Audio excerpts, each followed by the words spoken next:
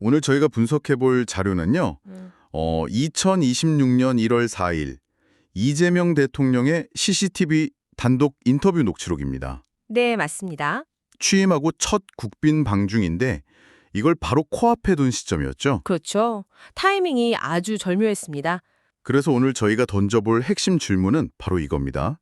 이재명 대통령이 과연 이 중국이라는 지렛대를 이용해서 현재 우리 한국 사회가 마주한 경제 성장과 사회 통합, 이 두 개의 거대한 문을 동시에 열 수 있다고 보는 걸까? 아주 정확한 지적이십니다. 모든 발언이 사실 이 하나의 질문으로 모이는 것 같더라고요. 맞습니다.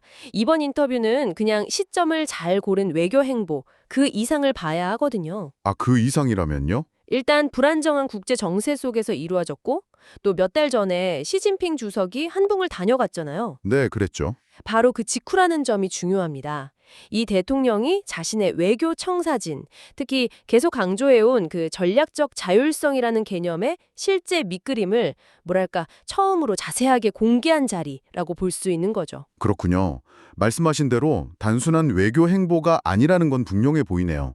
특히 경제사절단 규모가 거의 200명이나 되잖아요. 네, 어마어마하죠. 이것만 봐도 이번 방중의 승부수는 경제라는 단일 주제에 거의 모든 걸 걸었다. 이렇게 봐도 무방하겠어요? 맞습니다.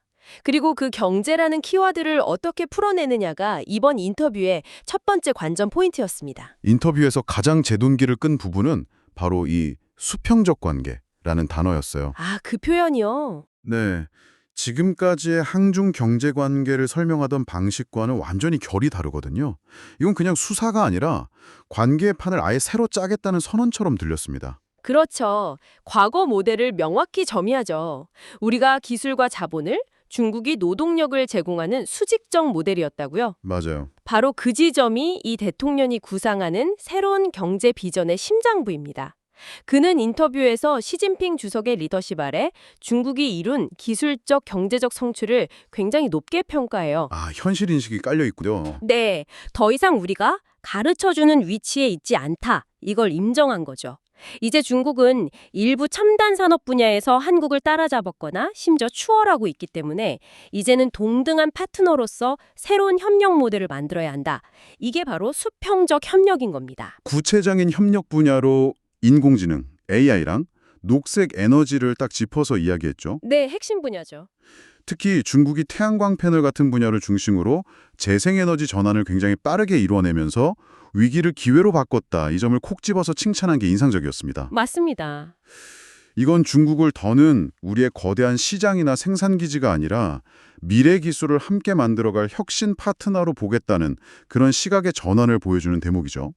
그리고 여기서 한 걸음만 더 들어가 보면요. 이 구상은 그의 국내 정책 목표와 아주 정교하게 맞물려 돌아갑니다. 국내 정책 목표라면 양극화 문제 말씀이시죠? 네, 이 대통령은 현재 한국 사회가 겪는 가장 심각한 병폐로 경제적 양극화와 불평등을 지목했거든요. 그리고 그 모든 문제의 뿌리가 성장 정체로 인한 기회의 소멸에 있다고 진단하죠. 성장이 멈추니까 파이가 커지지 않고 그래서 갈등이 심해진다. 바로 그겁니다. 그 해법으로 제시하는 게 바로 인공지능 같은 첨단 기술 투자를 통한 생산성 향상과 지속 가능한 성장이에요. 실제로 그가 최근 연설에서 성장을 22번, 인공지능은 28번이나 언급했을 정도니까요. 아, 말씀을 듣고 보니 퍼즐이 딱 맞춰지는 느낌이네요. 어떤 점에서요? 결국 중국과의 첨단 기술 파트너십은 그 자체로 끝나는 게 아니군요. 그걸 통해 국내 경제의 새로운 성장 동력을 만들고 그렇게 해서 얻은 성장의 과실로 양극화라는 우리 사회 내부의 가장 큰 갈등을 해결하겠다. 이런 거대한 연쇄 반응을 그리고 있는 거군요. 정확합니다. 이 대통령의 방중은 외교 무대에서 벌어지는 경제 행사처럼 보이지만 그 본질은 한국 사회의 가장 깊은 병폐인 양극화를 치유하려는 국내 정치의 연장선인 셈입니다.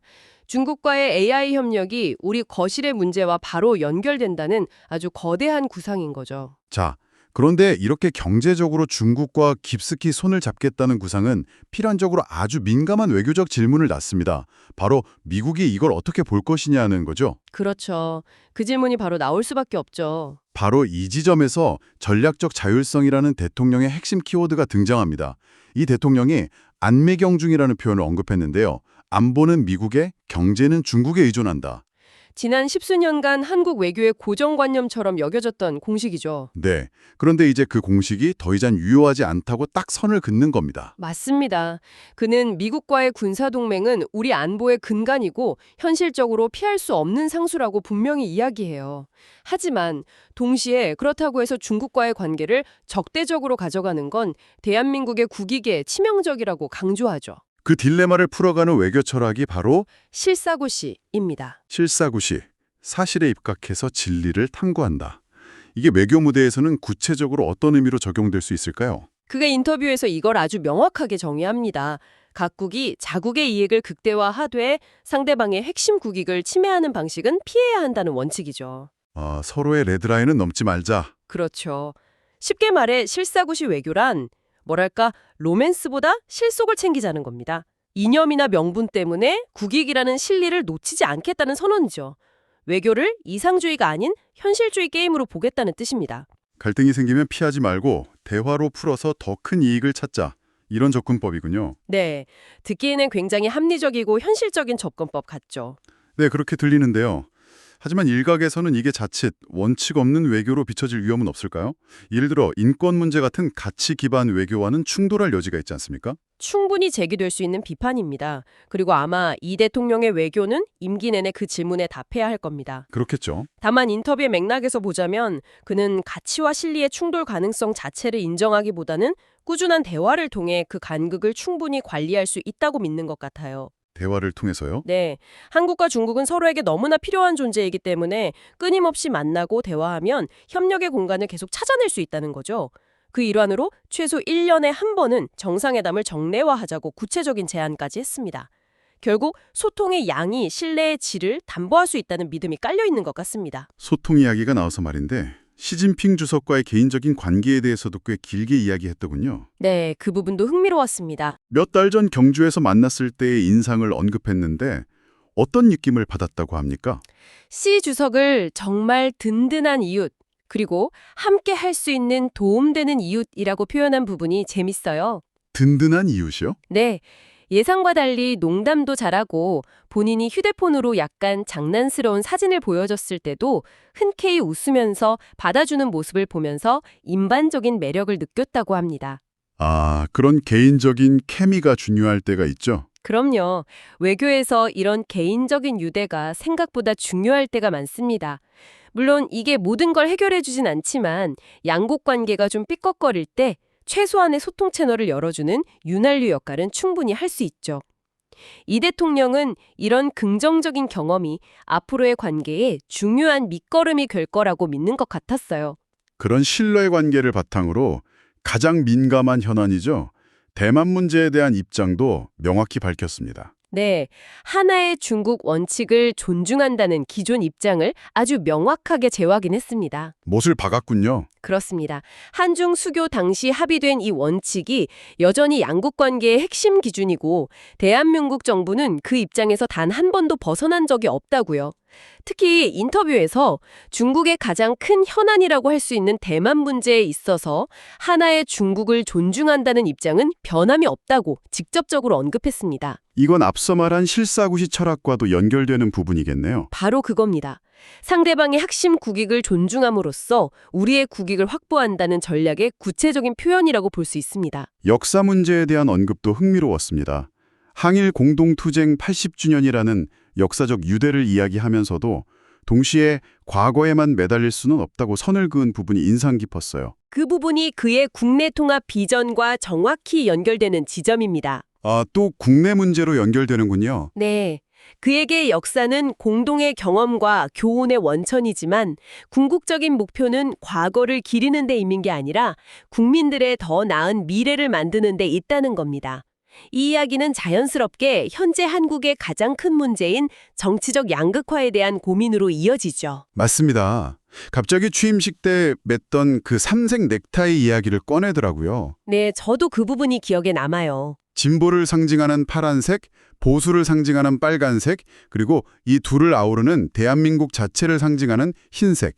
이걸 통해 통합과 포용의 메시지를 전하고 싶었다고요. 그는 현재 우리 사회의 극심한 정치적 갈등과 혐오의 근본 원인을 결국 파이가 커지지 않는 경제성장 둔화와 그로 인한 기회 부족에서 찾고 있습니다. 결국 또 경제로 돌아가네요. 네, 모두가 힘든 상황이다 보니 서로를 더 핥히게 된다는 거죠. 정치가 이건 해결해야 하는데 오히려 갈등을 더 부추기는 측면이 있다고 지적하면서요. 그의 최종 목표는 갈등을 최소화하고 서로의 다름과 존재를 인정하며 함께 살아가는 아름다운 공동체를 만드는 것이라고 밝혔습니다. 결국 모든 이야기가 다시 처음으로 돌아가는군요. 중국과의 수평적 경제 협력을 통해 성장을 이끌어내고 그 성장을 동력 삼아 국내 통합이라는 더 큰 목표를 이루겠다. 정말 하나의 거대한 설계도네요. 그렇습니다. 정리하자면 이 대통령의 비전은 두 개의 큰 축으로 이루어져 있습니다. 첫째, 중국과의 관계를 첨단 기술 중심의 수평적 파트너십으로 재정의해서 한국 경제의 새로운 성장 엔진으로 삼는다. 그리고 둘째는 그 경제 성과를 바탕으로 국내의 심각한 양극화와 정치적 갈등을 해소한다. 네, 이 두 축의 연결하는 외교적 방법론이 바로 전략적 자율성과 실사고시인 것이죠. 미국과의 동맹은 굳건히 하되 중국과는 대화와 협력을 통해 국익을 극대화하겠다는 현실주의적 줄타기라고 할 수 있습니다. 오늘 이 대통령의 인터뷰를 깊이 들여다보니 그의 구상은 경제적 상호의정이 국내외의 긴장을 완화하는 가장 강력한 열쇠가 될 수